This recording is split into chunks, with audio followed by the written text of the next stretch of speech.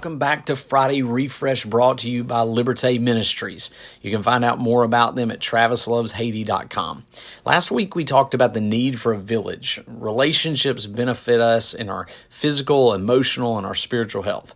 Many times the village is just something that exists without effort, or maybe at least it used to be. In the past, people seemed to work with the people, the same group, for many years, and I guess many still do, but you had that work family. I remember my dad worked for Occidental Chemical for years, and I even got to go with him to work on occasion, and I remember back then thinking that these guys were family to each other.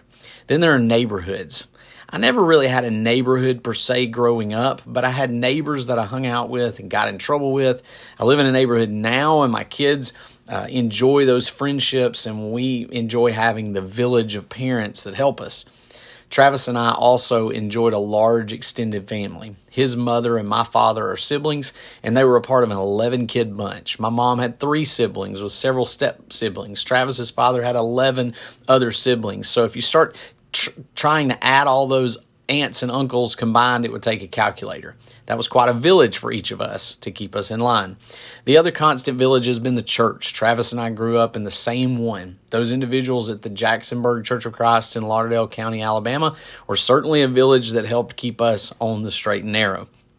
Of course, schools also become that village with teachers and administrators that have their hand in our kids' lives. All these are important and vital to the growth and the health of our kids and to us as adults.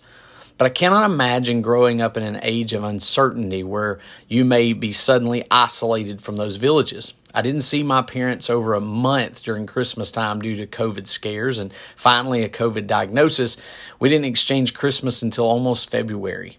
So today I want to encourage you to reach out to those who may be isolated. It will help you and them. What older person have you not seen or talked to in a few months or even years at this point? Who could you send a text to? Maybe you could post something on their Facebook page. Is there someone you know who would benefit from a FaceTime or a Skype? Maybe you are one of those people who needs that connection.